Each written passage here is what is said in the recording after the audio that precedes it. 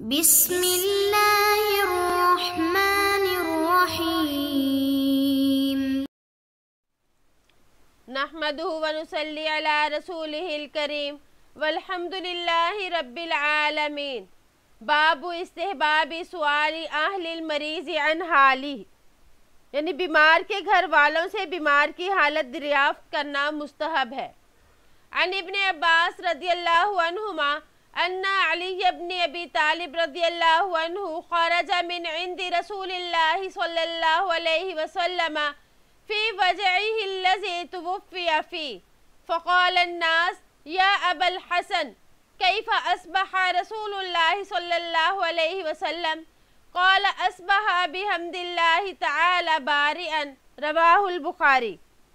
हज़रत अब्दुल्ला बिन अब्बास रज़ियल्लाहु अन्हुमा से रिवायत है कि हज़रत अली बिन अबी तालिब रज़ियल्लाहु अन्हु आप सल्लल्लाहु अलैहि वसल्लम के पास से इस बीमारी में बाहर आए जिसमें आपका इंतकाल हुआ, तो लोगों ने पूछा, ए अबुल हसन, आप सल्लल्लाहु अलैहि वसल्लम का हाल कैसा है?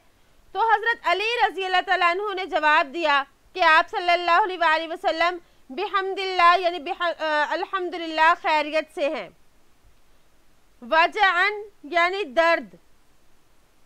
इस हदीस मुबारक से हमें ये मालूम हुआ कि अगर कोई मरीज़ के पास आना जाना मुश्किल हो या ऐसी उसको बीमारी हो कि लोगों का हजूम ना उसके पास जमा होना चाहिए, तो इस सूरत में उसके घर वालों से उसका हाल दरियाफ्त करना भी मुस्तहब है। तो जिस तरह मरीज़ के पास जाकर इयादत करना है, तो ये भी इयादत का एक तरीका है। तो आप सल्लल्लाहु अलैहि वसल्लम ने अल्हम्दुलिल्लाह बेहतर होने की हालत में सुबह की। यह हज़रत अली रज़ियल्लाहु तआला अन्हु ने फरमाया कि अस्बह बिहम्दिल्लाहि बारिअन।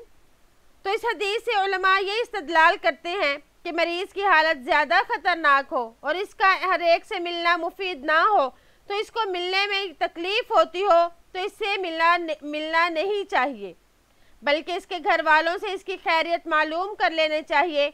और दूसरा ये भी मालूम हुआ कि घर वालों के लिए ये ज़रूरी है कि मरीज़ की हालत को मुसर्रत अफ़ज़ा अंदाज में बयान करें।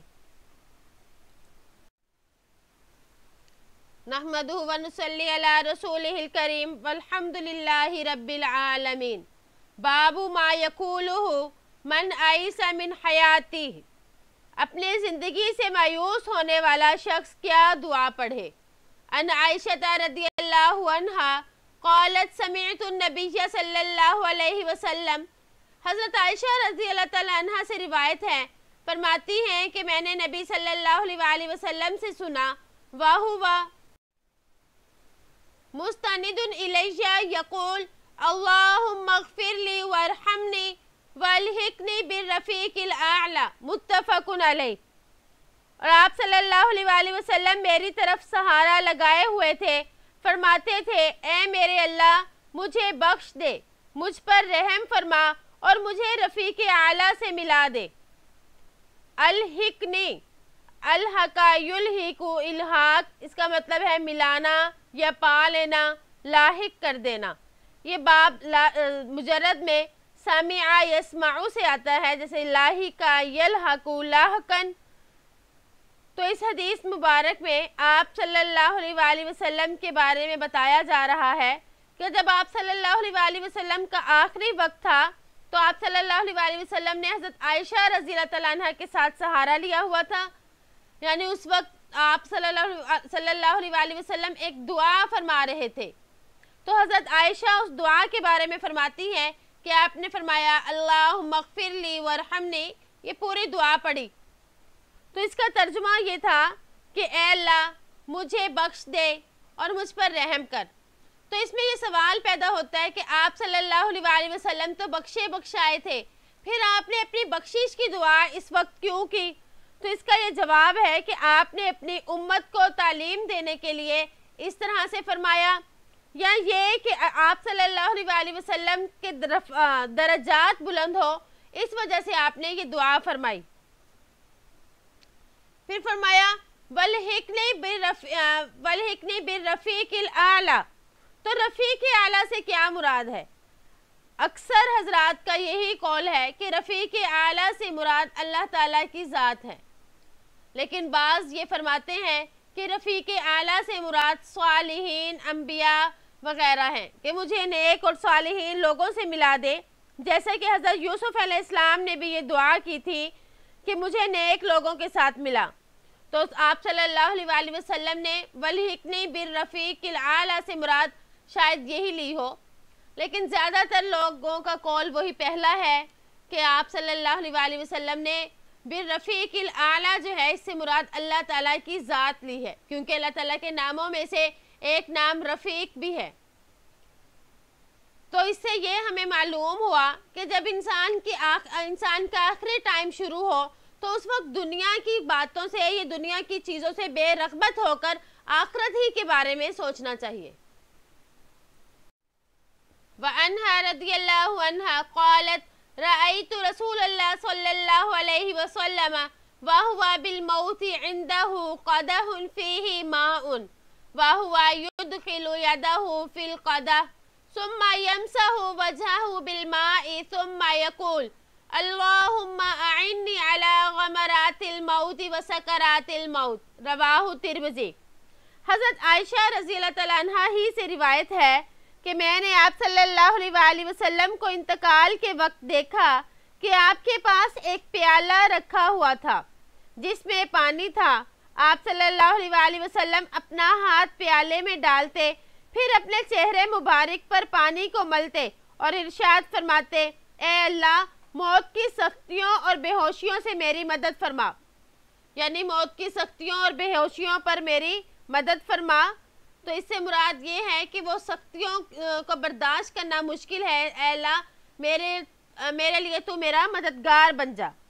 तो आखिरी जाम में आप सल्लल्लाहु अलैहि वसल्लम चूँकि शदीद बुखार में मुब्तला रहे, इसी शिद्दत हरारत को कम करने के लिए आप सल्लल्लाहु अलैहि वसल्लम बार बार अपना दस्त मुबारक पानी में तर करके अपने चेहरे अनवर पर फेरते रहते और साथ साथ फिर ये दुआ जो ऊपर जिक्र हुई ये भी फरमाते कि अल्लाह मौत की सख्ती में आसानी फरमा। तो इससे मालूम हुआ कि इंसान को आखिरी वक्त में अल्लाह जल्ला शानू की मदद खूब मांगनी चाहिए।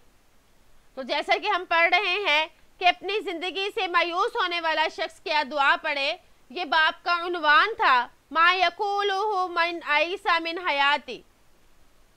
तो मायूस होने वाले से मुराद ये है कि जब इंसान को लगे कि अब मेरा आखिरी वक्त शुरू हो गया, तो फिर उसके लिए मुस्तहब और बेहतर ये है कि वो अब आखिरत के साथ ऐसा रिश्ता जोड़े कि बस आखिरत ही के बारे में अल्लाह से सवाल करे, अल्लाह से मदद मांगे और आखिरत की कामयाबियों के लिए ही दुआएं करे। जैसे कि यहाँ पर ये दुआ फरमाई अल्लाहुम्मा अइन्नी अला गमरातिल मौति व सकरातिल मौत, तो ये भी मसनून दुआ है आखिरी वक्त की।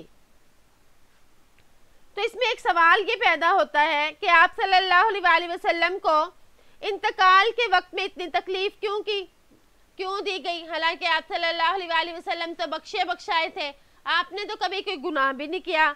तो इसका ये जवाब उलमा देते हैं कि आपको सकरातुल मौत पर यह कैफियत इसलिए तारी हुई ताकि उम्मत के लोग इसके सबब से अपनी मौत के बारे में ज़्यादा परेशान ना हो। मतलब ये कि जब लोगों को मालूम होगा कि आपकी सकरातुल मौत में ये कैफियत थी, तो बाकी लोग भी मौत की परेशानी पर सब्र करेंगे कि जब आप सल्लल्लाहु अलैहि वसल्लम इतने रुतबे वाले हैं तो उनको भी तकलीफ़ हुई, तो हम क्या चीज़ हैं, हम तो हैं ही गुनाहगार। तो इस तरह से फिर उन्हें अपनी परेशानी और अपनी मुसीबत जो है वो हल्की लगेगी। और दूसरा ये कि आप सल्लल्लाहु अलैहि वसल्लम की ये मौत की तमाम तकलीफ़ों को इंसान बार बार बयान किया जाता है, सहाबा ने इसको बयान किया, जिस तरह के यहाँ पर हज़रत आयशा रज़ियल्लाहु तआला अन्हा बयान फरमा रही हैं। तो इससे एक ये भी इंसान के दिल में फ़िक्र पैदा होती है कि जब आप सल्लल्लाहु अलैहि वसल्लम को यह तकलीफ़ दी गई तो हमें भी दी जाएगी, और हमें तो इससे शायद ज़्यादा ही दी जाए। तो इंसान अपनी मौत की फ़िक्र करता है और अल्लाह ताला से दुआएं करता है कि या अल्लाह पाक हमारे लिए मौत के वक्त में आसानी फरमा। तो अल्लाह ताला से दुआ है कि अल्लाह ताला हमें अपनी आखिरत की तैयारी करने वाला बनाए। तो इस तरह जैसे कि ये भी लिखते हैं कि जब इंसान का आखिरी वक्त शुरू हो तो फिर उस वक्त मुस्तहब ये होता है कि उसके सामने दुनिया की बातें ना की जाए, बल्कि उसके सामने कलमे की तलकीन की जाए, यानी उसका ताल्लुक आखिरत की तरफ ही जोड़ा जाए। और फिर तलकीन करने के बारे में भी ये है कि उसके सामने कलमा पढ़ा जाए और ख़ुद जिस पर मौत तारी है वो ये दुआएं पढ़े, तो ये भी उसके लिए बहुत फ़ायदेमंद होंगी। अल्लाह ताला हमारे लिए भी मौत में आसानी पैदा फरमाए, सुन्नत के मुताबिक हमें मौत आए, हमारी ज़ुबान से कोई अल्लाह ताला की नाशुक्री वाले कलिमात ना निकले। उम्मीद है कि आपको आज का सबक समझ आ गया होगा। अस्सलामु अलैकुम व रहमतुल्लाहि व बरकातुहू।